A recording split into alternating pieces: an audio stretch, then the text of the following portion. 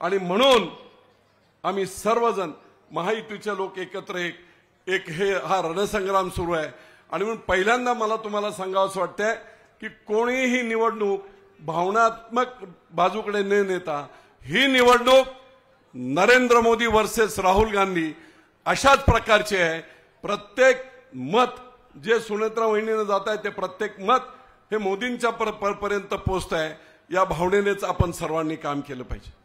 मला आठवते सुरुवातीचा काळ मी देखील असं ठरवलं की या रणसंग्रामात मी वितरू, पण शेवटी जेव्हा माझ्या लक्षात आलं की स्थानिक लेवलला मी एखाद्या गोष्टीचा हट्ट धरून जर काम केलं तर कदाचित संपूर्ण राज्यामधील महायुतीला तडा जाईल आणि महाविकास आघाडीचं आयतं फावेल। आणि म्हणून मुख्यमंत्री दादा आणि त्याचबरोबर उपमुख्यमंत्री आम्ही सगळे तिघे 2 तास बसलो वर्षावर।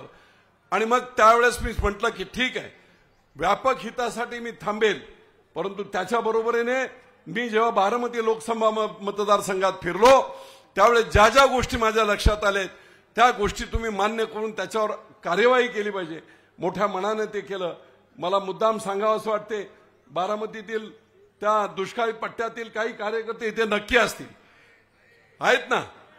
आणि मी पहिल्यांदा ती योजना मांडली की निरेमधून वाहून जाणारं पाणी हे उचलून करेमध्ये टाका, करेमध्ये साठवा, दोन्ही बाजूच्या विहिरी चार्ज होतील आणि एका ठिकाणावरून उचलून हे निश्चितपणे 29 गावांना द्या, कायमचा प्रश्न सुटेल। दादांनी 1 मिनिटामध्ये, होय, अतिशय महत्वाची योजना आहे। आणि दादा तुम्हाला सांगतो, अशाच प्रकारे तापी नदीवरून अशाच एका 21 टीएमसी धरण ब्रिटिशकालीन होतं, तापी नदीवरून 100 दिवसात पाणी उचलून 21 मेगावॉट क्षमतेचे पंप लावून 100 दिवसात 21 टीएमसी पाणी भरलं जातं। म्हणजे वीर धरणाच्या डबल असलेलं पाणी त्या तापीमधून उचलून त्या धरणामध्ये भरलं जातं। इथे देखील 100-125 दिवस पाणी वाहत असते। कितीही कहर दुष्काळ असेल 25 टीएमसी पाणी वाहून जाते। नीरा आपली भीमेला मिळते उजनीच्या खाली आणि ते पाणी सरळ जाते कर्नाटकला। आणि म्हणून हे सगळं पाणी पुनर्नियोजन करून केलं तर ह्या दुष्काळी पट्ट्यातील सर्व लोकांचा प्रश्न 5 वर्षाच्या आत सुटेल। दादांच्या हातामध्ये तिजोरीची चावी आहे, कल्पकता आहे, आमच्यासारखे सर्व लोक बरोबर आहेत। निश्चितपणे हा 50 वर्षाचा प्रश्न मार्गी लागेल। आणि म्हणून सर्वच ठिकाणचे जे प्रश्न मी बोललो ते प्रश्न मार्गी लावण्याचं काम त्यांनी केलं।